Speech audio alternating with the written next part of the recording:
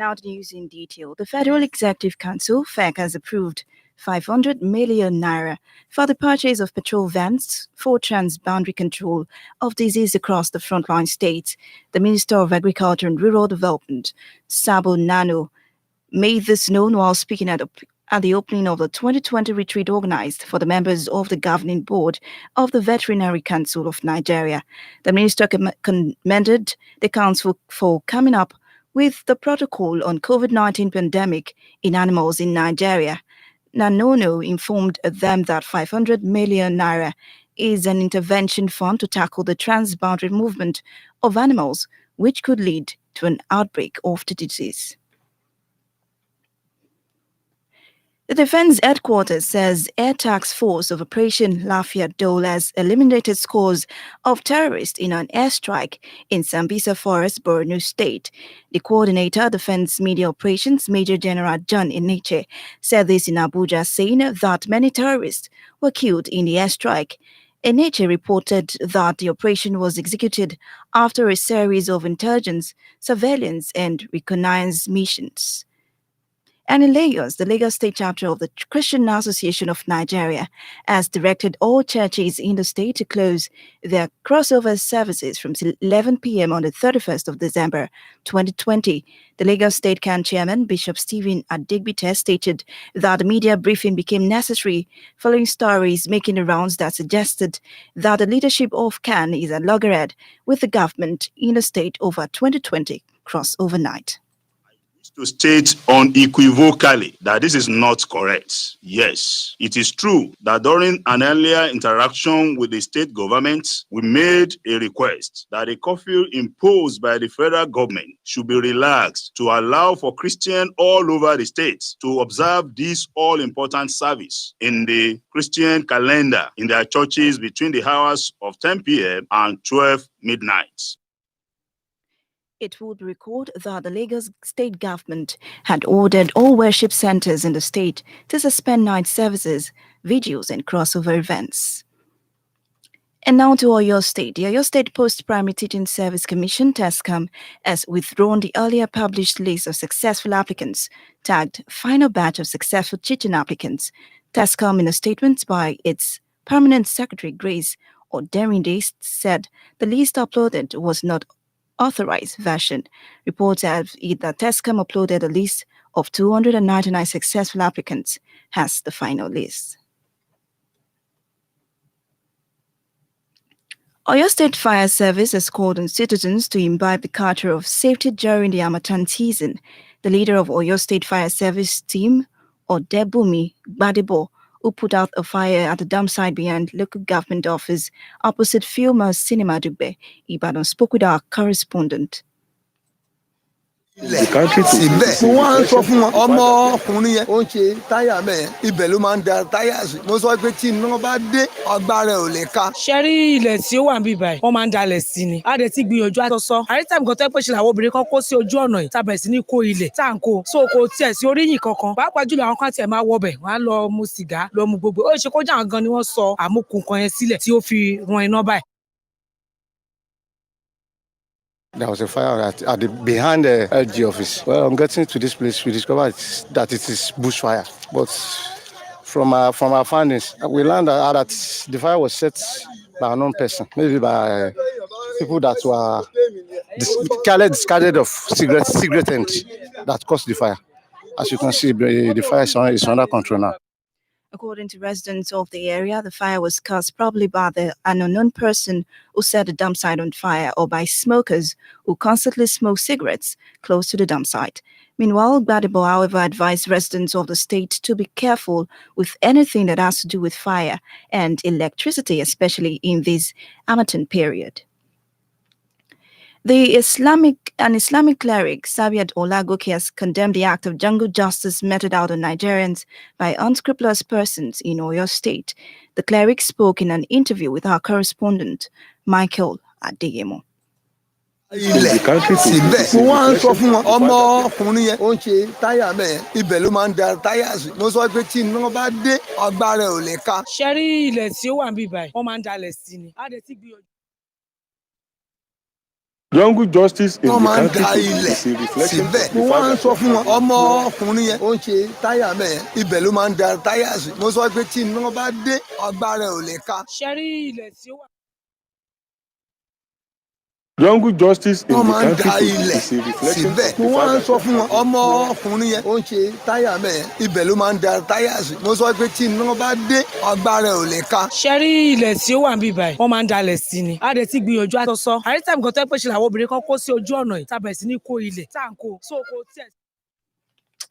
We apologize for the mix-up. Alaji Olagoke called on all Nigerians to steer clear of human rights violations and all manner of impunity and jungle justice, and to report all incidents to the nearest relevant authorities. The Ogun State House of Assembly, OGAS, passed the Ogun State Appropriation Bill 2021 of 338.6 billion naira, with slight adjustments in the current and capital expenditures. The unanimous passage of the bill followed the presentation of the report of the House Committee on Finance and Appropriation chaired by Mr. Olakunle Shobukunla, who later moved the motion for his adoption and supported by the whole House through a voice note. The adjustment affected the total recurrent estimate, which moved from 141.7 billion naira to 146.5 billion naira, giving over 4.779 billion naira difference, while capital expenditure was reduced from 176.6 billion naira to 171.898 billion naira, giving a total reduction of over 4.779 billion naira. The Federal Road Safety Corps in Rivers State says it will not hesitate to shut down motor parks in Port Harcourt and its environments that continually flaunt extant guidelines amid the curbing of the spread of the COVID-19. The FRSC sector command in Port Harcourt, the state capital, said the Corps has observed with dismay that many passengers have refused wearing face masks before leaving their rooms to travel, saying it will work with relevant agencies to ensure such attitude was stopped. You're still on to news at Sunset on Pensioners 106.7 FM Ibado. Now to pension and labor stories.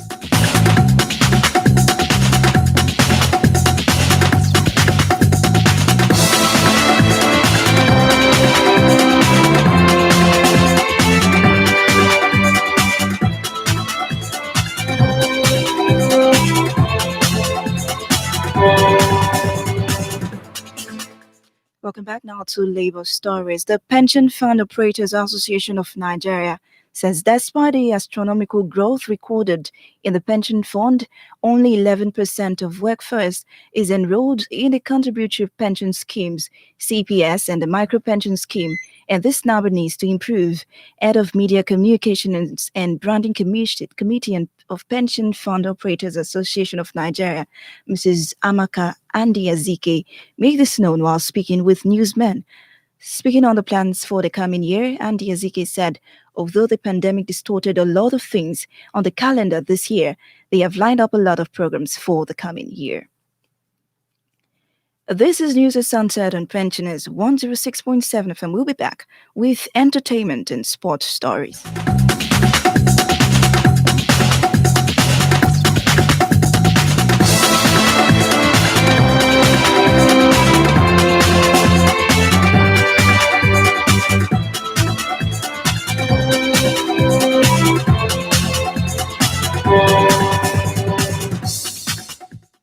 Now to entertainment stories. Ghanaian actress, film producer, model Juliet Ibrahim has appreciated her fans for their support in 2020. Ibrahim, 34, made her first acting debut in the 2005 film Crime to Christ. She has featured in more than 50 films afterwards. And now to sports. President Muhammadu Buhari has congratulated the new World Boxing Federation International Super Featherweight champion Ridwan Oyekola. This was contained in a statement signed by Special Advisor on Media and Publicity, Femi Adesina. Buhari joined all Nigerians to celebrate what he described as the historical feat after 57 years, adding that the victory over an Argentine fighter, Lucas Montesino, brought more glory to the country. To end the news at Sunset and Pensioners 106.7 FM, here is a recap of the top stories.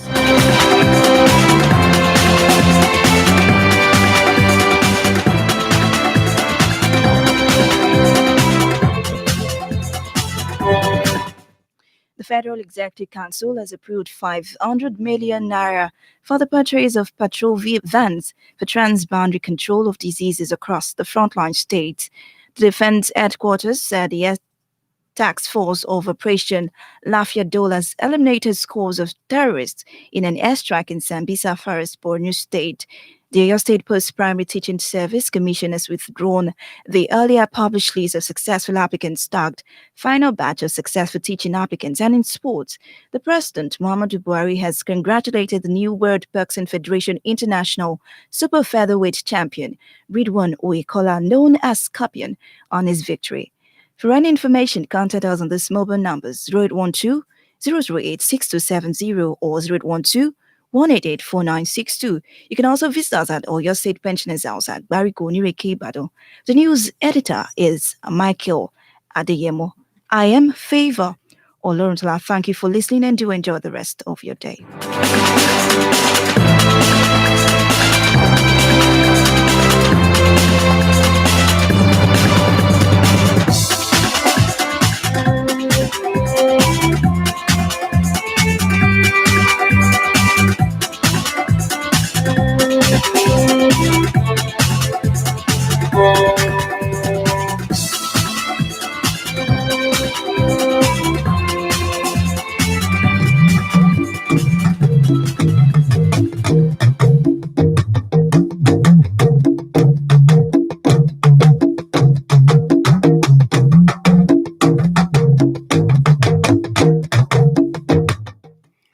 ẹ kú déédéé wòyí o ẹ̀yin olùgbọ́ wa ìròyìn àṣálẹ́ la mú tọ̀ yín wá láti iléeṣẹ́ rédíò àgbàlódé pensioners fm 106.7 àgbárígò nírèké ìbàdàn ṣọlá ògúnṣọlá lóníròyìn ṣáájú àwọn àrígbámú inú ìròyìn ọ̀hún rèé. ìgbìmọ̀ aláṣẹ ìjọba àpapọ̀ ilẹ̀ yìí ti fọwọ́ sí ẹ̀ẹ́dẹ́gbẹ̀ta mílíọ̀nù náírà láti fi ra àwọn ọkọ̀ tí yóò máa pàráàrò ẹnubodè gbogbo tó já sí orílẹ̀-èdè yìí fún ìkákúrò onírúurú kòkòrò àrùn tí í ṣe àkóbá fún irè oko. iléeṣẹ́ ọmọ ológun ilẹ̀ yìí fi ọkọ̀ bàálù àmújagun fọ́ igbó Sambisa tútú ibi tí àwọn agbésùnmọ̀mí fi ṣe bùbá. àjọ tó ń rí sí ọ̀rọ̀ ilé ẹ̀kọ́ girama ní ìpínlẹ̀ Ọ̀yọ́ ṣe àpèpadà ìwé ìgbanisíṣẹ́ èyí tó fún olùkọ́ tuntun mélòó kan. lágbọn eré ìdárayá, ààrẹ Muhammadu Buhari ti ránṣẹ́ ìkíni kú oríire sí abẹ̀ṣẹ́kù bí òjò lágbàáyé ní Ridwan Oyekola tó jẹ́ ọmọ bíbí orílẹ̀-èdè Nàìjíríà. ìròyìn ọ̀hún rèé lẹ́kùnrẹ́rẹ́.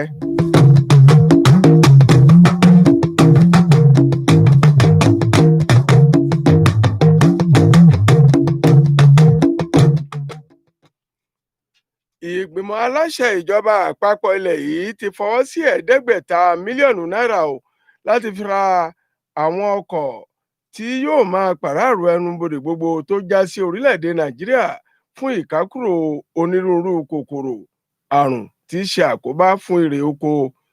alákòóso ètò ọ̀gbìn àti ìdàgbàsókè ìgbèríko Sábónà Nọ́nà ló sọ eléyìí di mímọ̀ níbi ìpàgọ́ èyí tí ìgbìmọ̀ aláṣẹ tó ń darí ẹ̀ka ìtọ́jú ẹranko ṣètò. alákòóso rọ àwọn ọmọ ẹgbẹ́ láti máa tẹ̀lé ìlànà gbogbo èyí tó ń dènà àjàkálẹ̀ kòkòrò àrùn kòrónà. àwọn ẹranko tó ń sọdá káàkiri ẹnubodè lọ́kọ̀ apá kòkòrò náà yóò máa kógun jà kí wọ́n má bàa ṣe atọ́kùn àjàkálẹ̀ àrùn. olú iléeṣẹ́ ẹ̀ka tó ń rí sí ètò ààbò ilẹ̀ yìí ti fi ìdí rẹ̀ múlẹ̀ wípé àwọn ti fi ọkọ̀ bàálù àmújagun ju àkàrà ìjàngbọ̀n sórí àwọn agbésùmọ̀mí tó finú igbó Sambisa ṣe bùbá ní ìpínlẹ̀ Borno. a gbọ́ pé àkọlù kọgbà náà ṣe ikú pa agbésùmọ̀mí mélòó kan. olùdarí ikọ̀ tó ṣiṣẹ́ yìí, ọ̀gágun àgbà John Enenche, ló sọ bẹ́ẹ̀ nílùú Àbújá. àkọlù kọgbà yìí wáyé lẹ́yìn ọ̀pọ̀lọpọ̀ ìdúrówòye àti iṣẹ́ ọ̀tẹlẹ̀múyẹ́ èyí tá a gbọ́ pé yóò máa wáyé lóòrèkóòrè. ẹgbẹ́ ọmọlẹ́yìn Kristi parapọ̀ CAN ní ìpínlẹ̀ Èkó ti gba àwọn ọmọ ẹgbẹ́ nímọ̀ràn wípé kí wọ́n figi gún ìsìn àṣewọ inú ọdún tuntun ó pẹ́ tán ní aago 11 alẹ́ ọjọ́ 21 oṣù yìí. alága ẹgbẹ́ CAN ní ìpínlẹ̀ Èkó Bishop Stephen Adegbite ló fọwọ́ sí ìwé àtẹ̀jáde yìí. Ó ní wọn kò gbọdọ̀ pẹ́ tó bẹ́ẹ̀ jù bẹ́ẹ̀ lọ ní ilé ìjọsìn o, aago 11 alẹ́ ni kí wọn ó ti bóde. Àwọn rántí pé ìjọba ìpínlẹ̀ Èkó ti pa àṣẹ pé kí àwọn bùdó ìsìn kó jámi lórí ìṣọ́ òru àti ìsìn àṣẹ bọ́ sínú ọdún tuntun. Bákan náà ni ìjọba fi òfin kónílé-ó-gbélé gbalẹ̀ láàrin aago 12 ọ̀sán sí aago 4 ìdájí, gbogbo ẹ̀ o láti fi gbógun ti ìtànkálẹ̀ kòkòrò àrùn kòrónà ni. Ní báyìí, àjọ tó ń rí sí ọ̀rọ̀ ilé ẹ̀kọ́ girama ní ìpínlẹ̀ Ọ̀yọ́ ti ṣe àpípadà ìwé ìgbanisíṣẹ́ èyí tó fún olùkọ́ tuntun mélòó kan. Akọ̀wé àgbà ní iléeṣẹ́ àjọ ọ̀hún arábìnrin Grace Ọ̀dẹ́rìndé ní orúkọ tó jáde náà kì í ṣe èyí tí àwọn aláṣẹ fọwọ́ sí. Ìròyìn fi yé ni pé orúkọ olùkọ́ tó wẹ̀yán kàìnkàìn bíi 300 ṣoṣo làjọ TESCOM gbé jáde gẹ́gẹ́ bí èyí tó gbẹ̀yìn, àmọ́ tí àtúnṣe tún ti gorí rẹ̀ báyìí. Olùdarí iléeṣẹ́ panápaná ní ìpínlẹ̀ Ọ̀yọ́ alàgbà Ọdẹ́bùnmi Gbádébọ̀ ti gba àwọn ènìyàn ìlú nímọ̀ràn láti má ṣe ṣe ohunkóhun tó lè fa ìjàmbá iná lásìkò ọyẹ́ tí a fẹ́ kó sí yìí. Àdúgbò Dùgbẹ̀ Ìbàdàn, ibi tí àwọn panápaná ti ṣiṣẹ́ ní ìṣẹ̀lẹ̀ náà ní ìkìlọ̀ yìí ló ti wáyé. Ẹ gbọ́ síwájú sí i. Wọ́n máa ń da ilẹ̀. Wọ́n á sọ fún wọn ọmọkùnrin yẹn ó ń ṣe táyà mẹ́ẹ̀ ibẹ̀ ló máa ń da táyà sí. Mo sọ pé tí iná bá dé agbára ẹ̀ ò lè ká. ṣe rí ilẹ̀ tí ó wà níbí báyìí wọ́n máa ń dalẹ̀ sí ni. A dẹ̀ ti gbìyànjú àtọ́sọ́. àríntàmì kan tẹ́ pé ṣe làwọn obìnrin kan kó sí ojú ọ̀nà yìí tàbẹ̀ sí ní kó ilẹ̀ tá à ń kó. So kò tiẹ̀ sí oríyìn kankan. Pàápàá jùlọ àwọn kan tiẹ̀ máa wọbẹ̀ wọ́n á lọ mu sìgá lọ mu gbogbo. Ó ṣe kó jà gan ni wọ́n sọ àmúkù kan yẹn sílẹ̀ tí ó fi ran iná báyìí. Lẹ́yìn iléeṣẹ́ ìjọba ìbílẹ̀ tó wà ní Dùgbẹ̀ náà ni ìṣẹ̀lẹ̀ náà ti wáyé. Àwọn aládùúgbò ní ẹnìkan ló dáná sí orí àkìtàn tó jẹ́ orísun ìjàmbá iná yìí o, tàbí kó jẹ́ amúsìgá kan tó déédéé ju iná sìgá sórí àkìtàn débi tó fi bú gágà. Bákan náà ni alàgbà Ọdẹ́bùnmi Gbádébọ̀ rọ ará ìlú láti máa pa iná ọba nínú ilé kí wọ́n má sì ṣe mú ọ̀rọ̀ ìjàmbá iná lọ́wọ́ dẹ̀ngbẹ̀rẹ̀ láàkó ọyẹ́ tó ń kànkùn gbọ̀ngbọ̀n yìí. Gbajúgbajà òjíṣẹ́ Ọlọ́run kan ọ̀jọ̀gbọ́n Sábìtù Ọlágòkè ti korò ojú sí bí àwọn ènìyàn ìlú ṣe ń mú òfin lọ́wọ́ dẹ̀ngbẹ̀rẹ̀ tí wọ́n sì ń ṣe ìdájọ́ ojú ẹsẹ̀ fún ìyíkéyìí ọ̀daràn tí ọwọ́ bá tẹ̀ lásìkò tó ń ṣiṣẹ́ láabi. Ọ̀jọ̀gbọ́n Sábìtù Ọlágòkè bá oníròyìn iléeṣẹ́ wa Pensioners FM Michael Adéyẹmọ ní gbólóhùn papọ̀. Ẹ jẹ́ ká gbọ́ síwájú sí i. ṣe ìdájọ́ ọmọlàkejì lórí ntọ́ bá ṣe èèwọ̀ gidi ni o. Ọlọ́run kò nífẹ̀ẹ́ sí rárá. Kódà táwí pé àwọn tí ń ṣe olórí fún wa bá mọ̀ ni n tó túmọ̀ sí ni pé a sọ pé wọn ò jẹ́ nǹkan kan. Charles gbọ́dọ̀ sọ bẹ́ẹ̀ yín náà sọ tó sì jẹ́ pé àwọn olórí wa. Ọ̀jọ̀gbọ́n Ọlágòkè rọ ará ìlú láti má ṣe máa tẹ ẹ̀tọ́ ọmọnìyàn lójúmọ́lẹ̀ bí kò ṣe wípé kí wọ́n máa fi ẹjọ́ àwọn ọ̀daràn sùn láwọn bùdó tó ń gbọ́ nípa wọn ni, kì í ṣe wípé kí wọ́n dájọ́ ojú ẹsẹ̀. Iléeṣẹ́ àjọ ẹ̀ṣọ́ ojú ọ̀nà ní ìpínlẹ̀ Rivers ti ní òun kò ní bẹ́ṣù bẹ́gbà o láti ti ìyíkéyìí ibùdókọ̀ tó bá tàpá sófin nílùú Port Harcourt pa, ní pàtàkì jùlọ lórí àwọn ìlànà tó ń gbógun ti àjàkálẹ̀ kòkòrò àrùn kòrónà. Olùdarí àwọn òṣìṣẹ́ náà Salisu Galadunche ló sọ bẹ́ẹ̀ fáwọn oníròyìn ìlú Port Harcourt. Ó ní Port Harcourt tí í ṣe olú ìlú ìpínlẹ̀ Rivers. Ó ní àwọn èrò kì í wọ ìbòmú àti ìbonú tí àwọn onímọ́tò náà ò sì kà á kún rárá àti rárá ni. Ó wáá rọ àwọn aláṣẹ ibùdókọ̀ láti jámi lórí ìṣesíbẹ̀ kí wọ́n sì fi ọwọ́ líle mú ìlànà gbogbo tó ń gbógun ti àjàkálẹ̀ kòkòrò àrùn kòrónà gẹ́gẹ́ bí ìjọba ṣe fi lélẹ̀. Òṣèré fíìmù àgbéléwò kan tó jẹ́ ọmọ bíbí ilẹ̀ Ghana, arábìnrin Juliet Ibrahim ti dúpẹ́ púpọ̀ lọ́wọ́ àwọn olólùfẹ́ rẹ̀ tó ń ṣe àtìlẹ́yìn àti pẹ̀lú pèsè ohun ìwúrí ńlá fún un nínú ọdún tí a wà yìí. Ẹni ọdún 24 ni òṣèré náà. Ó ó sì kópa nínú àpapọ̀ fíìmù bíi 50 èyí tí kì í ṣe àṣàdànù. Lágbọ̀n eré ìdárayá, ààrẹ Muhammadu Buhari ti ránṣẹ́ ìkíni kú oríire sí abẹ̀ṣẹ́kùbí-òjò lágbàáyé ní Rilwan Oyèkọ́lá tó jẹ́ ọmọ bíbí orílẹ̀-èdè Nàìjíríà. Rilwan Oyèkọ́lá ló ṣẹ̀ṣẹ̀ gba bàǹtẹ́ akọni abẹ̀ṣẹ́kùbí-òjò lágbàáyé. Ọlọ́wọ́ ọ̀tún ààrẹ Muhammadu Buhari nípasẹ̀ ètò ìròyìn ìyún ní Fẹ́mi Adésínà ló fọwọ́ sí ìwé ìkíni kú oríire náà. Láti nǹkan bí ọdún 67 sẹ́yìn ní irúfẹ́ oríire yìí ti wáyé kẹ́yìn fún orílẹ̀-èdè Nàìjíríà. Rilwan Oyèkọ́lá fi àgbà han Lucas Montezino, ọmọ bíbí ilẹ̀ Argentina, lágbo ìdíje ẹ̀ṣẹ́ kíkàn tó gbóná girigiri. Lẹ́ẹ̀kan sí àwọn àrígbámú inú ìròyìn ọ̀hún rèé.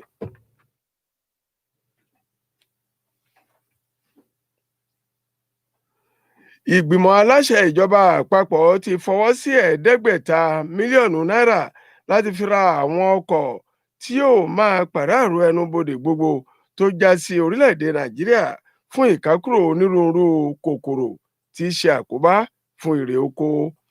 Iléeṣẹ́ ọmọ ológun ilẹ̀ yìí ti fi ọkọ̀ bàálù àmújagun fọ́ igbó Sambisa tútú, ibi tí àwọn agbésùmọ̀mí fi ṣe ibùba. Àjọ tó ń rí sí ọ̀rọ̀ ilé ẹ̀kọ́ girama ní ìpínlẹ̀ Ọ̀yọ́ TESCOM ti ṣe àpípadà ìwé ìgbanisíṣẹ́ eléyìí tó fún olùkọ́ tuntun mélòó kan. Lágbọ̀n eré ìdárayá, ààrẹ Muhammadu Buhari ti ránṣẹ́ ìkíni kú oríire sí abẹ̀ṣẹ́kùbí-òjò lágbàáyé ní Rilwan Oyèkọ́lá tó jẹ́ ọmọ bíbí orílẹ̀-èdè Nàìjíríà. Lórúkọ ikọ̀ tó kó ìròyìn ti àṣálẹ́ òní jọ, Michael Adéẹmọ ni olóòtú ìròyìn, Shola Ogunshola ló ti mú wá sí etí ìgbọ́yín. Ó dàárọ̀ o, ká sùn láyọ̀, ká jí láyọ̀.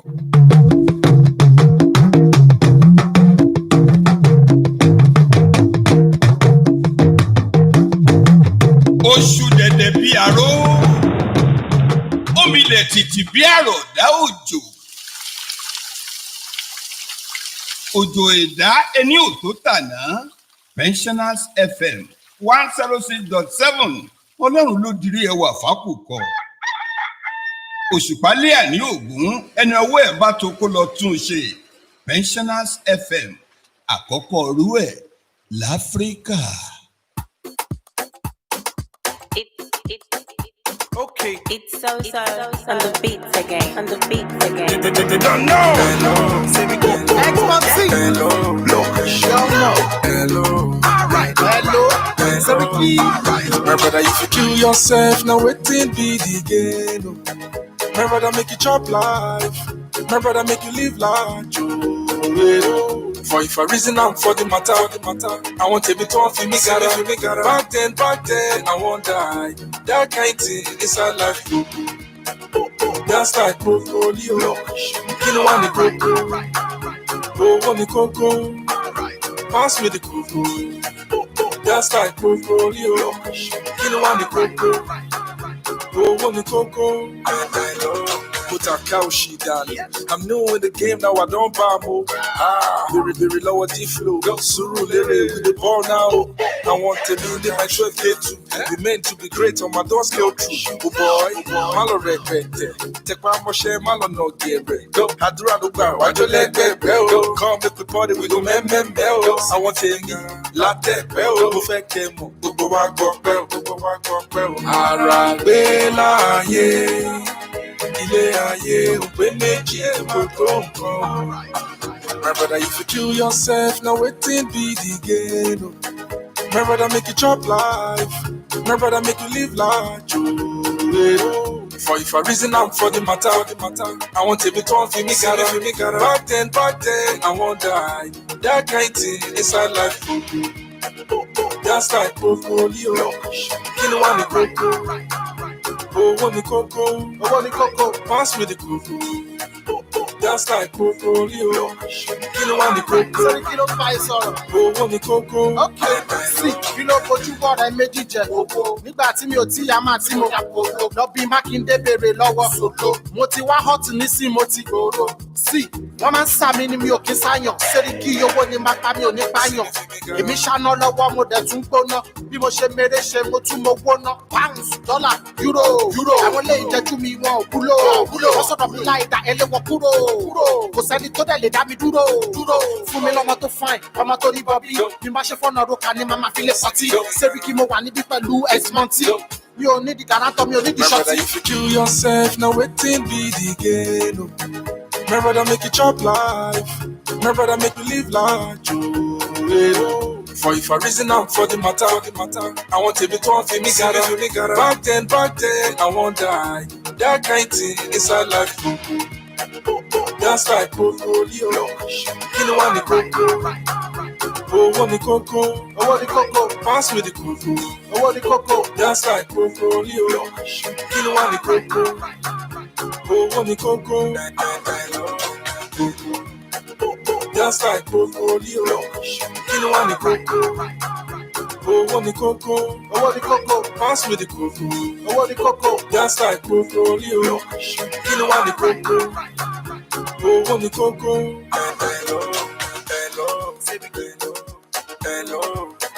See me, feel me, gotta. Pensioners FM, ó ti dé. Pensioners FM ló mì títì. Rédíò àgbà fún àwọn àgbà. Ọ̀dọ́mọdé lọ́kùnrin lóbìnrin ògbẹ̀yìn. Àgbàlẹ̀kù ọmọdé làwọ̀. Ẹ̀kọ́ kún fún ọgbọ́n ẹ̀gbà mọ̀ fún ìmọ̀. Ẹ̀wà polówó ọjà ohun òmìnira lẹ̀ ń gbọ́ yẹn. Let's go there. Èmi àlọ́ ìwọ lọ gbogbo àpáta lọ́lọ́. Pensioners FM. Èmi àlọ́ ṣe polówó mi níbẹ̀ o. Ẹ̀wà polówó ọjà lọ́dọ̀ wa oníṣẹ́ owó. Orí àná. Ìyanu. Wákàtí ìyanu ọ̀rọ̀ ìmísí Elédùmarè látòrí ìtẹ́ mímọ́ ọ̀rọ̀ tó ń tuni lára tó ń fini lọ́kàn balẹ̀ tó tún fúnni ní ìrètí ògo pẹ̀lú Most Apostle Dr. S.M.O. Mustapha J.P. Babasebioba tìjọ Seed of Christ Golden Church Gbáremú Ìdíòbí Airport Ìbàdàn wákàtí ìyanu lórí rédíò àgbàlódé Pensioners FM 106.7 Àgbárígo lónírèké ńbàdàn kò ṣeé má gbọ́ léètò yìí o wákàtí ìyanu níbi tí ìyanu Ọlọ́run yóò ti máa ṣẹlẹ̀ fún gbogbo onípòjìpò ènìyàn Babasebioba ti dé sí Pensioners FM ìyanu ayọ̀ rẹ̀ á dé lórúkọ Jésù. Orí àánú, ìyanu.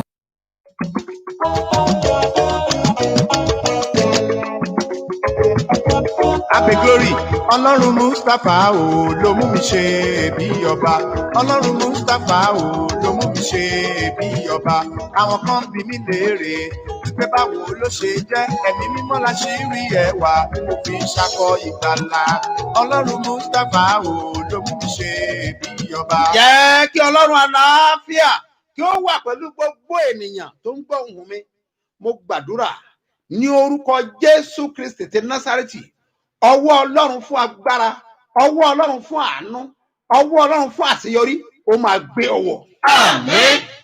Ní ibi tí ogun dúró sí dè ọ́ lórúkọ Jésù agbára Ísírẹ́lì kó gbá wọlẹ̀. Àmín. Wàá borí ogun. Àmín. Wàá borí ogun. Àmín. Wàá borí ogun. Àmín. Wàá borí ogun. Àmín. Yóò dára fún ọ. Àmín. Lórúkọ Olúwa mo fi eléyìí dá ọ lójú ẹ̀tọ́ àtìrè rẹ tó kù ní 2020 ó máa gbà á. Àmín. Jésù Olúwa wa. Àmín. Orúkọ mi ni Apostle Dr. S.M.O. Mustapha J.P. Babasebioba láti ìjọ Seed of Christ Golden Church Land of Reality Sebioba bus stop Gbáremú Ìdíòbí Airport area ní ìlú Ìbàdàn. Ọlọ́run Mustapha ló mú mi ṣe rí. Ìdára tẹnu Olúwa. Ọlọ́run Apostle Dr. S.M.O. Mustapha J.P. Babasebioba. Wọ́n ti máa ń ṣe láàrin ọjọ́ méje tó bá parí ọdún. Wọ́n tún fẹ́ ṣe bẹ́ẹ̀ jù bẹ́ẹ̀ lọ ní 2020 rẹ̀ kọjá sí 2021.